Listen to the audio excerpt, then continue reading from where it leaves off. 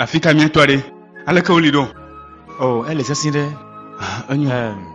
Non, ni me dit la pour nami.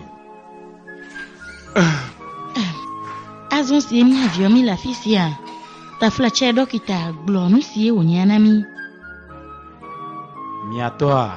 Nyamable mi o vous pouvez so bonto. Nuka.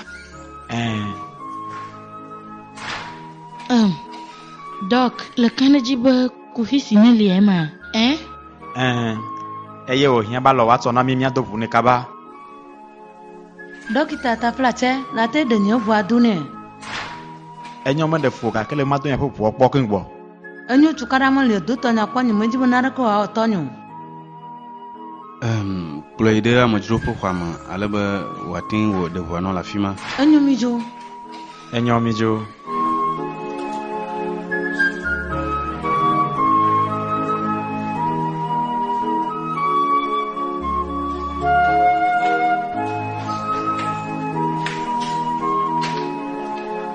Madu kakang kuminya nusi onto ya.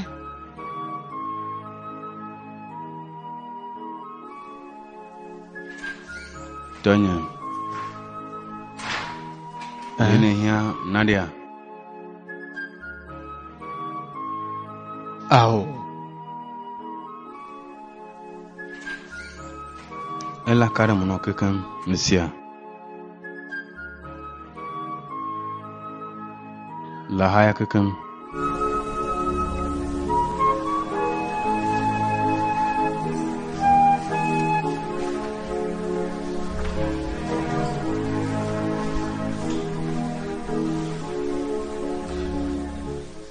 Mi matezan au vous.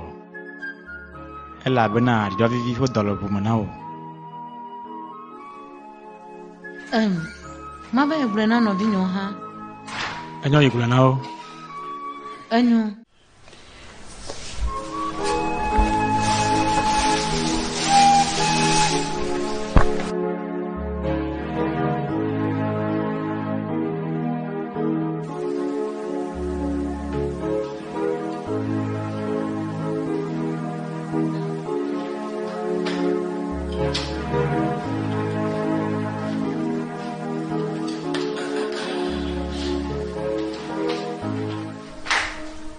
Alaka oiro. Dona, dokita bena ni mala de dinonomu. Mala de dinonomu. Nyaka o jila globo na mala de dinonomu. Mala de dinonomu.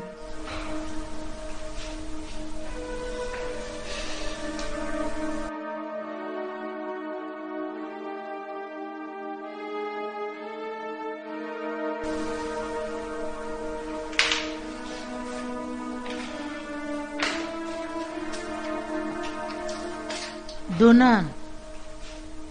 Alaka oido. Dila hanya nywede ba. Doctor bana nyoha nyovu. Nuka unyela ji. Matene nyovu.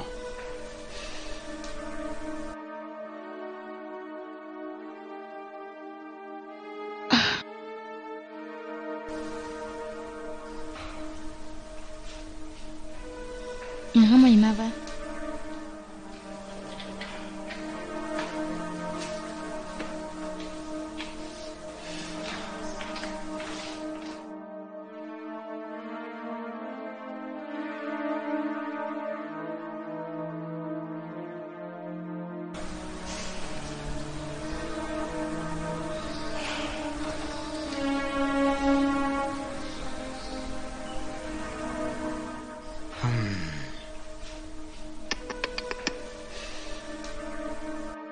Au kple tɔ ƒe ʋua menye ɖeka o. Gbɔgbɔn le be dodo kɔ si me wɔ aɖe ko me vu nye ʋua. Nyateƒea.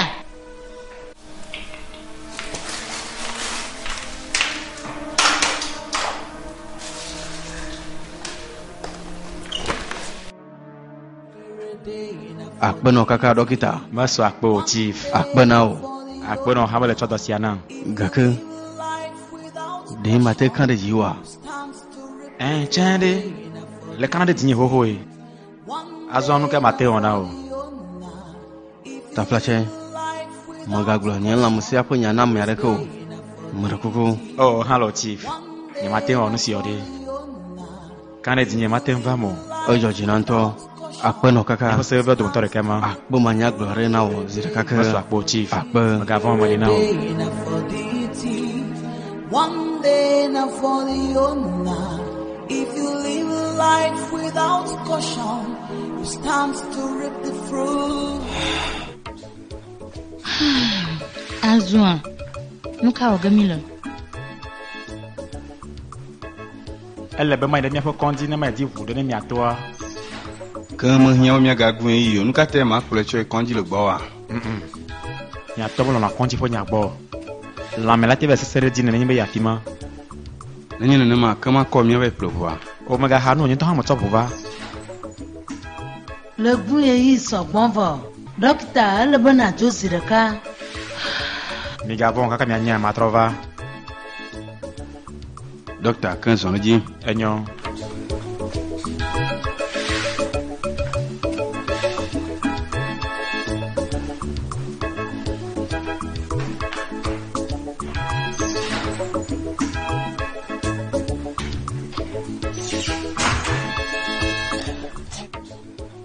Nande kuku de magbena misia. Oh, ta flache diamond. Ni mo ba fi se bi ano ya ma gblomu. Ya te paya.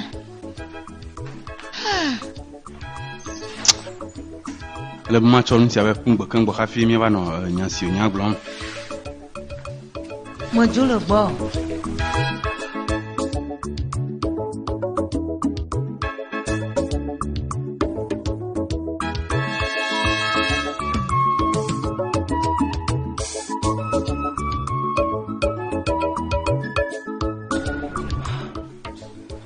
Ada bunga mio kata o dudu pone. Ayo globo na mia du motore ke po bu mo so kle mia to ato. Gaka ayo da bu polo po be ya va plo pa ba na tonye. Ala ke ole ne fifi lai. Ala kaka nda mane. Gaka nonye. Mo po ba na tonye pro dokita. Ula nada kukula.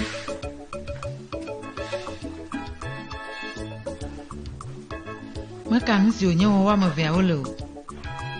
Magavon mo le gbozo swena o.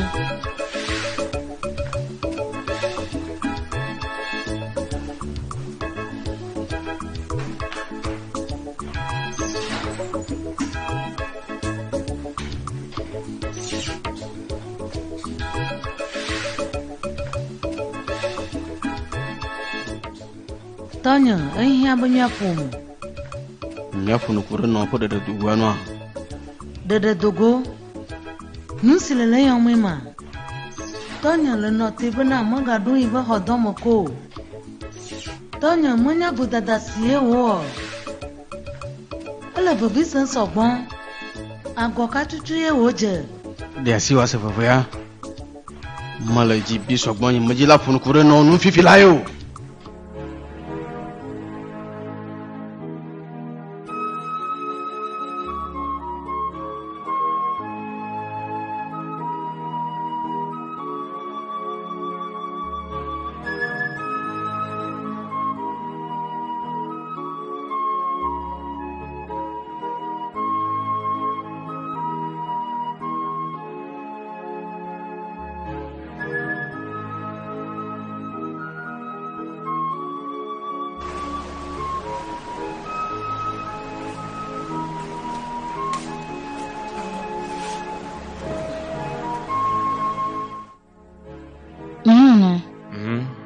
Blena nuka onyele ji. Ale kwene le chuka ka simene gbova. Nye lolo acho kuru nye dopo se onu a. Munyo ma bunya sia na o. Nyaka ye onye.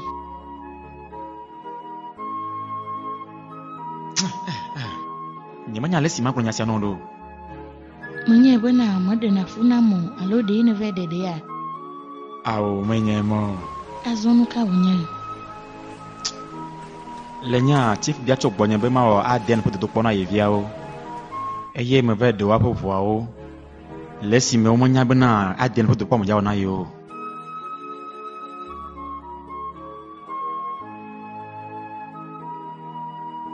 Azon, nyake no blono hafidi. Madala kpana be madila do popo po akpara be me katia soplo to ha. Be hia fo veveri. No nukata. Ai nukata. Le cho wo do agba kple wo agbe da foku meme. Ya te fe menya. Afila de buna me ande ale dula glotaru jinu sita ele le dendo ane. En la wo nya le me. Da ke me gavon nyento me nyam si wo le be ma wa. Kare dinye me nyam si tutue ma wa. Nyelo ma. Enyo ne ma. Famille mlo anyazo. Ane se ava mijo. Enyo masi. Eva mijo. Ta fleche wo blow.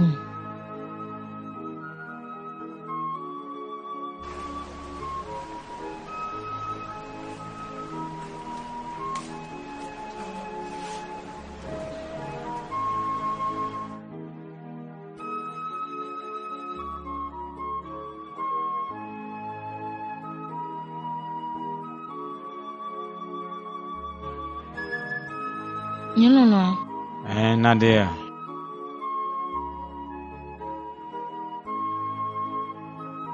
Bulana nuka uganya.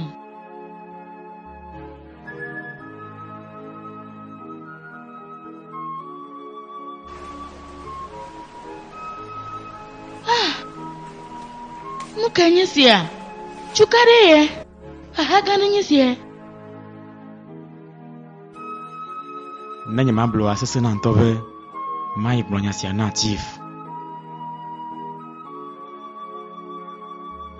Di mulanya sia ulaga duwa. Ao. No me lega asese li chogo nyimbe malule edu ya. Nyelo no ta fleche. Jagbagwana ule dui.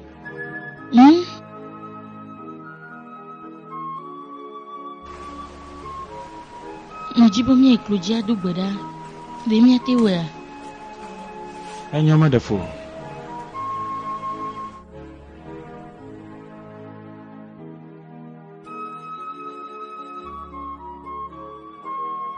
Chawalo duda.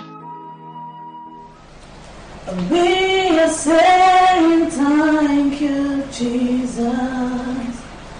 Thank you, my Lord. We are saying thank you, Jesus. Thank you, my Lord, for your goodness. Thank you, Jesus. Thank you, my Lord. We are saying thank you, Jesus. Thank you, my Lord. Eden mouse, Eden mouse, Eden mouse.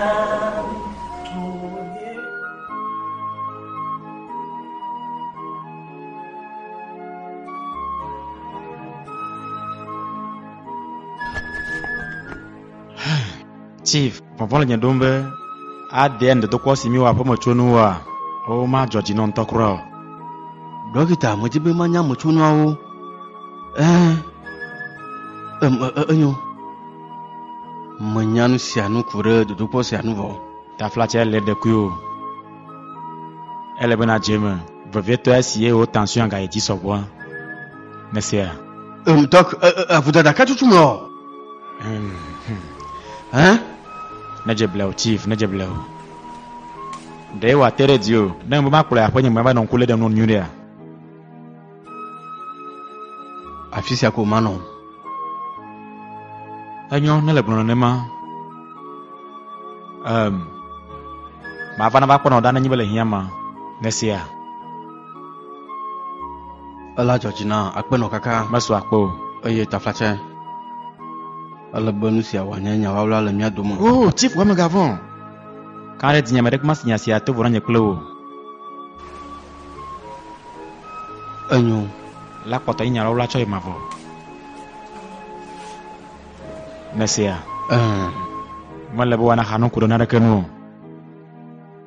Anyo. Chief majolo bawazo. Ezandema.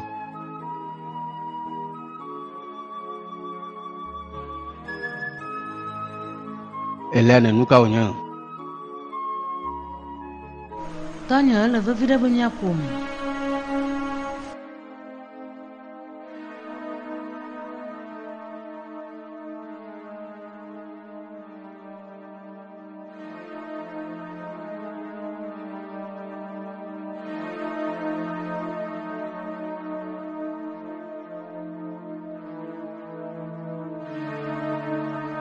Yamba ma pom kleu. Demia te bunya si o nyene me bale tian yime. Makana jibe sronye bunya de no kude nya gba klinu. Apo no nyama ba fisi abe mama no ndem nya fofo mo nyamo. Ta flache.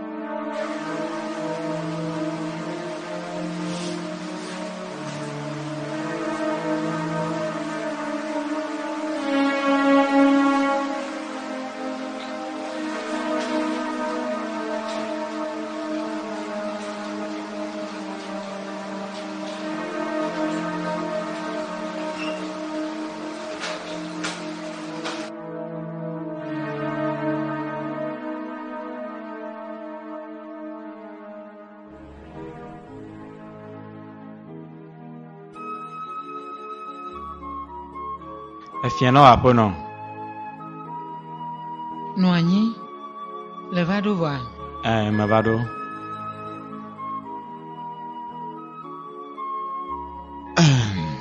Blonu si tutune le jin mama se. Nyaka na jibe ase. Nya de si ade. Mojila nya nu si anu. Chief blona mbena megajina be ava igbolo homo la bena ye megatele chochole ntumo. Oh, ta flache jijo nyama de vie le nyekpoma. Blonya si jime le be ma se ane. Une ni jine le blena. Mate tu fe no kashi alo ado te fe no nyide.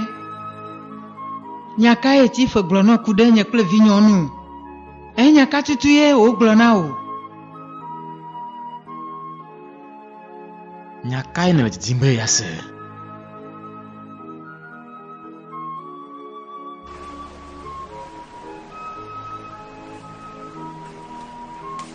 Menyanu si jine le ya. Acha dasile mwenye.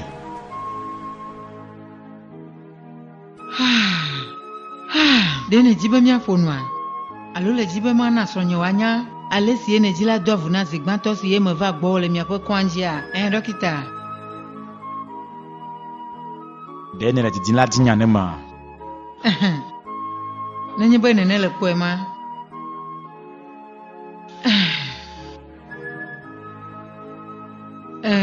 Mano la le amejiro pe kwa ma. Ya la jolo ntinye. Magana ma lo sogbon. Majule yin voyalo. If you live life without caution, you stand to reap the fruit. Only your joy is weak. Imano only your joy na mommy fere. Be careful how you live your life.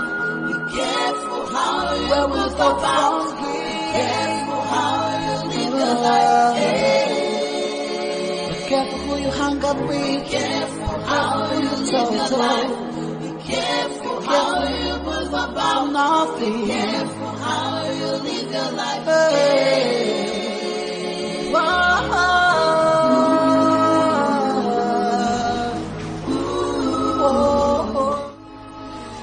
Nkenya nusi okata. Nkenya sia. Mwenye babia, ume ina domo. Afika chuchu ujui. Nkenya sia.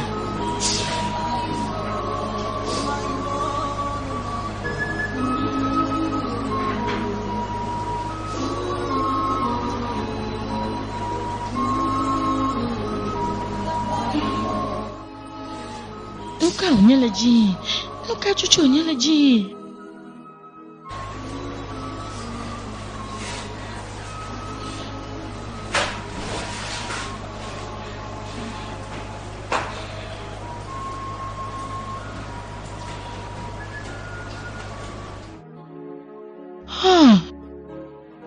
Yo achomo. Hey. Anyo. Mwenye doyo. Chukara malio. Adula gbromusi onyele ji lenka si ome ana. Adula gblena.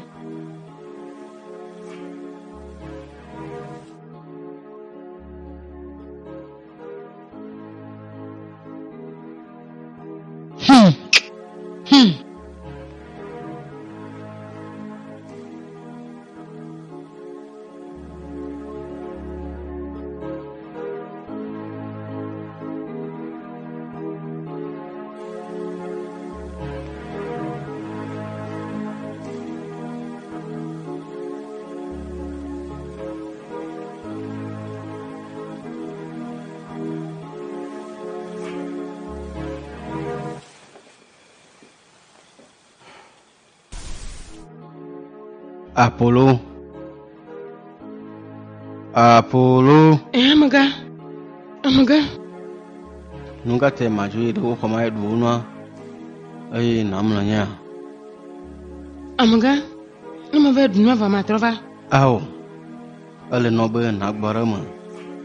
Job dinu duda. Adogo amaga. Diamond ere. Wa ma ve dogo. Eleni ali. Anyo. Blana eleni bena na yo dokita uzona. Masi amaga. You can't marginalize her. She knows her right. She don't.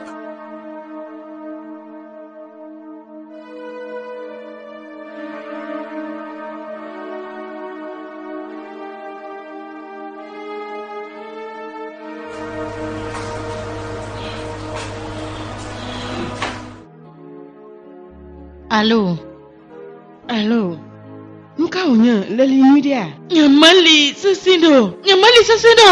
Malen maduta de oga fifi lai. Yema malen de kare oga. De la tisisia. De la tisisia bana malanye yo chomo ayi mo gbogbowa.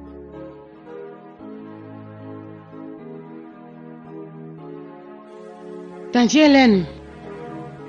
Chief bono yo dokita uzo. Dem siam le nyu dia.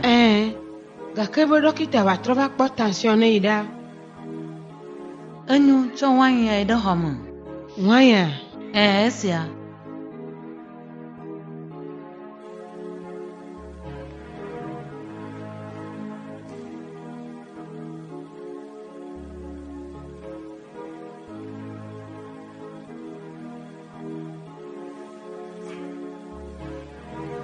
Ta flatie German sia German.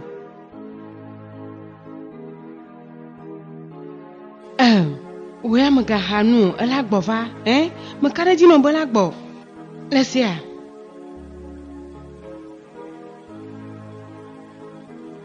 Manya. We are German ko nesia German. Nenje bo mo jago mo fifi la ya wa globo na maga tojika. Alo mo le unwa makpa. Blena. Nchwa dodi ke la koto anu gbama kaka ava dasina zapo wale basia. Blena. Nyamaka de ka chokole mo. Nyamaka chodele nyasi ya mula glamo. Nuja una globona nyamale mu ba makpafa. Anyu nenema. Makabijo. Ejine fanu. Jamala lesia jama. Anyu masiyo no ha matroyo babai.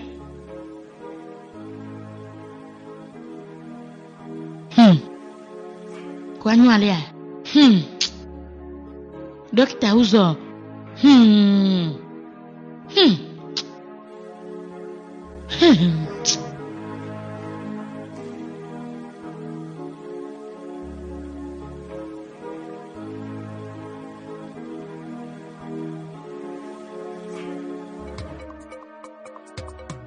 Hey, Mamunye. Amake bia cho bobo no va ho mafisia. Manya mareko ma. Mwanya Na chonu dogo. ma. Busi.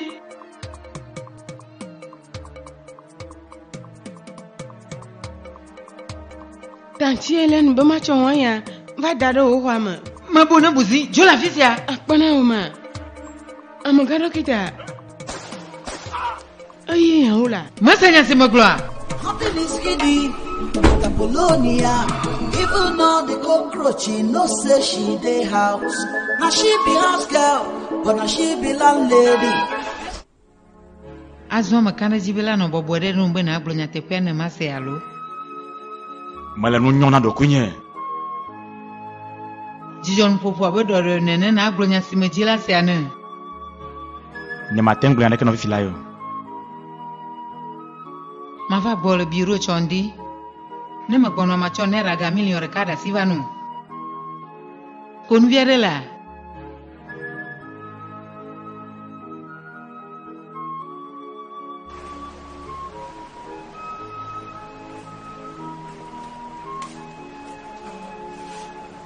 Alaka wido, de mite wea. Majaba bate wega ke nyama bono via valemi. Ha! Laka wonu si akla ijejere. La ponya si abo ha fi wa ve do sronye po to mo. Ga ke nye si aga jo blende jikeke.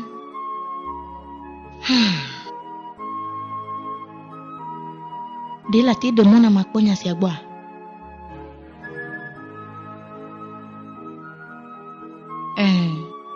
Anyunto. Afika gbogbo vovi male. Ele mi abo hodo ama.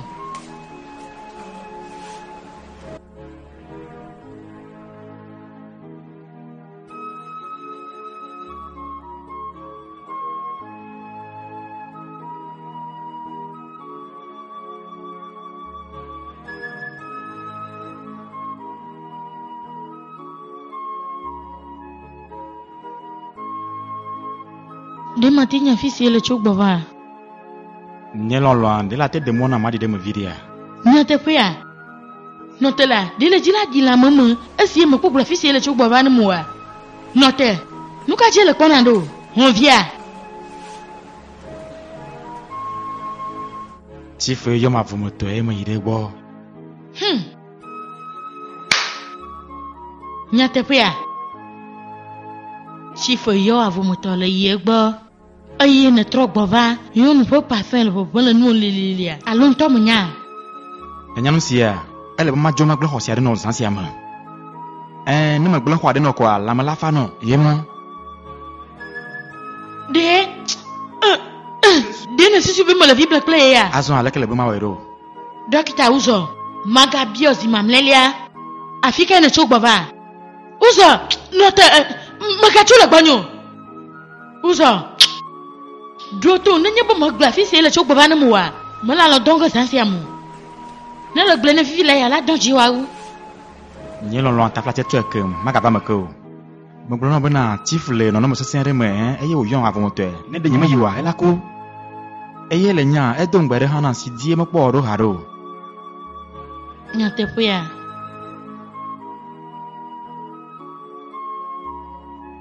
Naglu ala ke blene bana ye duta fime. Nenya menghan so bonto si memo yoga kemele imua. Mo do ta flache. Ni be ga yon ke hafi ma yire gbo. Ma ba ta ho mo ken gbo. Nesia. Nyelolo. De la te onye ndu na mazon. Chende. Mo duta flache. Maiwe mava.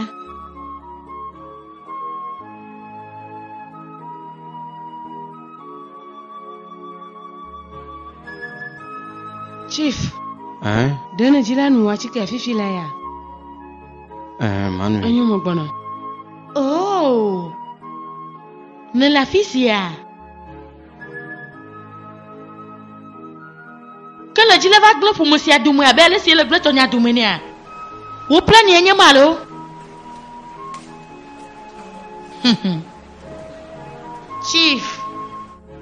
Chief, de chubisia, bon voin au nyan, bon voin de deux au nyan.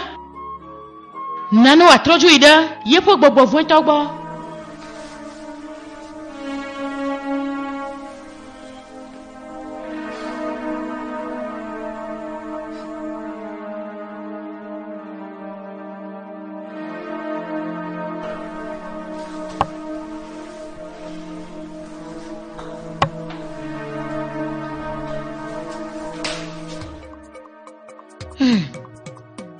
Alaga oyido. Mauvais fou gavo. Ma kane jibona. Kaka besoin la doa. Ala dia dugo. Hey, nyate pia. Akpeno kaka. Oh, mo swakpo. Na maglono. Nenye bo dugo la pesi amusirika. Ma kpo bobana. Alakfu. Mi kondodo ne sevo. Le sesento. Chende. Le Nkate panae. On la minya. Akpeno Mo kaka. swakpo. Hey,